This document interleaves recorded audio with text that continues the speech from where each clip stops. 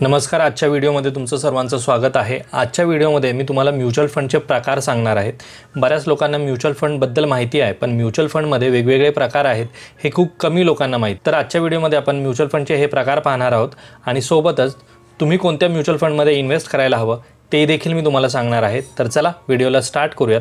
पण व्हिडिओला स्टार्ट करण्याअगोदर जर तुम्ही चॅनलवरती नवीन असाल आणि अजूनही चॅनलला सबस्क्राईब केलं नसेल तर चॅनलला सबस्क्राईब करून ठेवा, म्हणजे असेच इन्फॉर्मेटिव्ह व्हिडिओ तुम्हाला या चॅनलवरती पाहता येतील. म्युच्युअल फंडमध्ये इन्व्हेस्टमेंट हा फायनान्शियल मार्केटमध्ये इन्व्हेस्टमेंट करण्याचा सगळ्यात सोपा मार्ग आहे. म्हणजे याच्यामध्ये तुम्हाला कोणत्याही प्रकारचं नॉलेजची आवश्यकता नाही आहे. तुम्हाला कोणत्याही प्रकारच्या स्टॉकचं ॲनालिसिस करावं लागत नाहीत, वेगवेगळे स्टॉक शोधावे लागत नाहीत, कारण की स्टॉक मार्केटमध्ये खूप सारे स्टॉक्स आहेत आणि त्यापैकी कुठल्या स्टॉक्समध्ये आपण इन्व्हेस्टमेंट करायचं, काय नाही करायचं, ह्या सगळ्या गोष्टी कराव्या लागत नाही. तुमचे पैसे डायरेक्टली फायनान्शियल मार्केटमध्ये इन्व्हेस्ट केले जातात आणि बाकीचं सगळं काम आपला फंड मॅनेजर किंवा ती असेट कंपनी पाहून घेईल आणि आपल्याला चांगले रिटर्न्स मिळवून देण्याचं काम ते करतील. असे हे म्युच्युअल फंड आहेत आणि या म्युच्युअल फंडचे आपण प्रकार पाहणार आहोत. म्युच्युअल फंडचे 3 प्रकार आहेत: इक्विटी फंड, डेट फंड आणि हायब्रिड फंड. यातला इक्विटी फंड काय करतो तर स्टॉक एक्सचेंजमधल्या ज्या कंपन्याज आहेत त्या कंपन्याजमधल्या स्टॉक्समध्ये इन्व्हेस्ट करण्याचं काम करतो इक्विटी फंड. त्या स्टॉक्समध्ये किंवा त्या स्टॉक संबंधित असलेल्या इन्स्ट्रुमेंट्समध्ये इन्व्हेस्टमेंट करण्याचं काम करतो.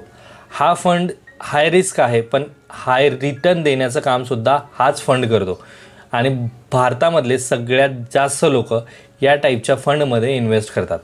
आता या फंडचे 3 मेन प्रकार आहेत: लार्ज कॅप, मिड कॅप आणि small cap.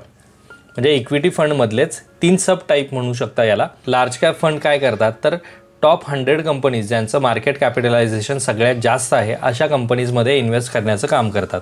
Mid cap fund काय करतात तर 101 ते 250, म्हणजे इथे 100 कंपनीज आहेत, इथे 101 पासून ते 250पर्यंतच्या कंपनीज आहेत ज्यांचं मार्केट कॅपिटलायझेशन जास्त आहे. अशा कंपनीज, त्याच कंपनीजमध्ये इन्व्हेस्ट करण्याचं काम कोण करतं? Mid cap fund. आता स्मॉल कॅप फंड म्हणजे कुठले फंड ज्यांचं मार्केट कॅपिटलायझेशन 251 पासून तर अनगिनत, मार्केटमध्ये तर 2000-4000 कंपन्याज आहेत आणि या टाईपच्या कंपनीजमध्ये इन्व्हेस्ट करण्याचं काम स्मॉल कॅप फंड करतात. इक्विटी फंडमधले हे 3 मेन टाईप आहेत आणि याच्यामध्ये सुद्धा वेगवेगळे सब टाईप्स आहेत. म्हणजे लार्ज कॅप फंड आहे, मिड कॅप फंड आहे, स्मॉल कॅप फंड आहे, सेक्टरील किंवा थिमॅटिक फंड आहेत, multi cap fund, dividend ideal fund, value fund, focus fund, असे वेगवेगळ्या नावाने हे फंड आहेत. पण हे सगळे येतात अंडर इक्विटी म्युच्युअल फंड्सच्या अंडर येतात. जर तुम्ही लार्ज कॅप फंडचा पोर्टफोलिओ पाहिलात तर त्यामध्ये सगळ्यात जास्त इन्व्हेस्टमेंट ही लार्ज कॅप कंपनीजमध्ये केली जाते. मिड कॅपमध्ये पण असते आणि स्मॉल कॅपमध्ये पण असते, पण सगळ्यात जास्त इन्व्हेस्टमेंट कशामध्ये केली जाते? लार्ज कॅप कंपनीजमध्ये. म्हणजे आणि इथे जी लिस्ट पाहाल तर ह्या सगळ्या मोठ्या कंपन्या आहेत, भारतातल्या सगळ्यात मोठ्या आणि टॉपच्या कंपन्याज आहेत ज्यांचं मार्केट कॅपिटलसुद्धा सगळ्यात जास्त आहे, अशा ह्या कंपन्या आहेत. दुसरे असतात मिड कॅप फंड. आता हे मिड कॅप फंड काय करतात तर मिड कॅप कंपनीजमध्ये यांची इन्व्हेस्टमेंट जास्त असते. लार्ज कॅपमध्ये पहा सगळ्यात कमी आहे, मिड कॅपमध्ये सगळ्यात जास्त आणि स्मॉल कॅपमध्ये थोडीशी कमी, अशी इन्व्हेस्टमेंट यांची असते. आणि यांचं टोटल जो पोर्टफोलिओ आहे त्याच्या 93% इन्व्हेस्टमेंट ही कशामध्ये असते? इक्विटीजमध्ये असते. कशामध्ये? इक्विटीमध्ये. आणि अदर इन्स्ट्रुमेंट्समध्ये किती आहे? 6%. डेपमध्ये काहीच नाही आहे. म्हणजे सगळ्यात जास्त इन्व्हेस्टमेंट कशामध्ये होते? इक्विटीमध्ये होते, कारण की हे इक्विटी म्युच्युअल फंड्स आहेत. तिसरा टाईप आहे स्मॉल कॅप फंड. आता हे स्मॉल कॅप फंड काय करतात तर सगळ्यात जास्त इन्व्हेस्टमेंट यांची स्मॉल कंपनीजमध्ये असते. मिड कॅपमध्ये पण आहे आणि लार्ज कॅपमध्ये पण आहे, पण सगळ्यात जास्त इन्व्हेस्टमेंट कशामध्ये? स्मॉल कॅप कंपनीजमध्ये. आणि किती स्टॉक्समध्ये इन्व्हेस्टमेंट आहे यांची? 202. एवढ्या टाईपच्या कंपनीजमध्ये या टाईपचे फंड इन्व्हेस्ट करतात. हे तर आपण एक्झाम्पल पाहतोय. आणि आता इथे पहा, इथे तेजस नेटवर्क आहे, एल्टास बॅक इंडिया लिमिटेड आहे. तर या स्मॉल कॅप कंपनीज आहेत आणि यामध्ये इन्व्हेस्ट करण्याचं काम स्मॉल कॅप म्युच्युअल फंड्स करतात. आता याचे रिटर्न्स कसे असतात? लार्ज कॅप फंड आहेत ते तुम्हाला वर्षाला 15%च्या आसपास रिटर्न देतात आणि हे काही टॉपचे म्युच्युअल फंड्स आहेत जे तुम्हाला 10 वर्षामध्ये एवढ्या पर्सेंटचे रिटर्न्स देतात. हे जे फंड आहेत याचे डिटेल व्हिडिओ आपण आपल्या चॅनलवरती केलेले आहेत. जर ते तुम्ही पाहिले नसेल तर ते तुम्ही पहा, म्हणजे तुम्हाला समजतील की हे फंड कशा प्रकारे काम करतात. फंडचे रिटर्न्स किती येतात आहेत तुम्हाला 15%. आता हे जर मी मिड कॅप फंडचे रिटर्न्स पाहिले तर तुम्हाला हे मिड कॅप फंड 21% आसपास रिटर्न देतात.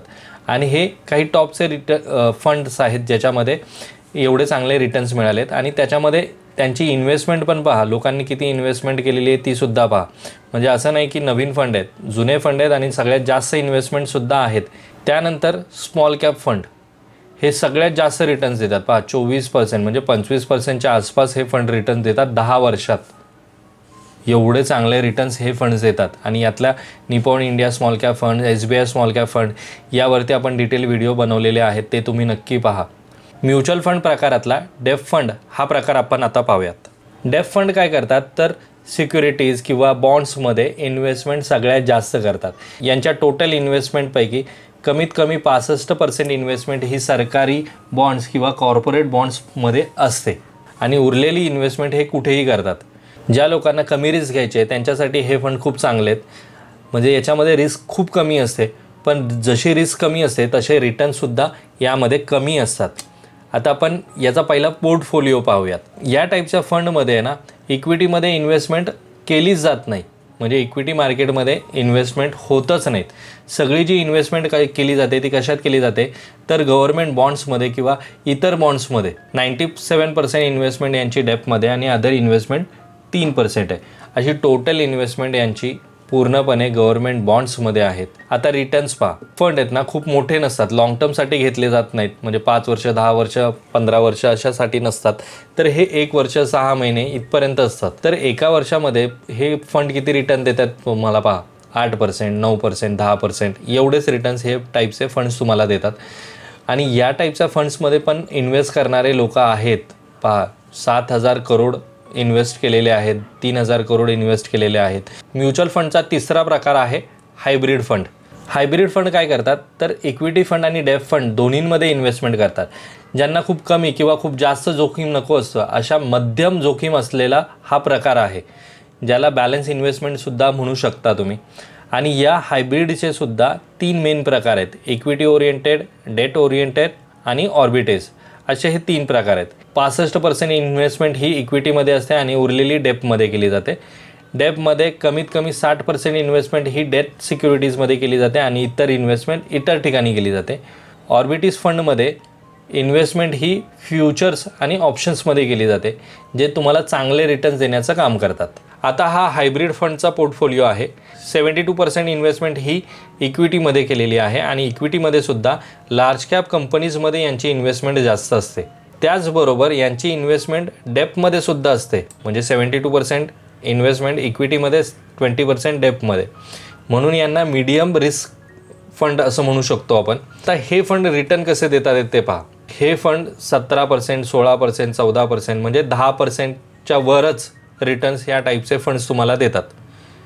जे आपण इक्विटीमध्ये पाहिलं तर 20%, 25% रिटर्न देत होते, त्यापेक्षा कमी पर्सेंट रिटर्न तुम्हाला देतात आहेत. आणि हे चांगले फंड्स आहेत आणि यामध्ये सुद्धा खूप सारी इन्व्हेस्टमेंट लोकांनी केलेली आहे.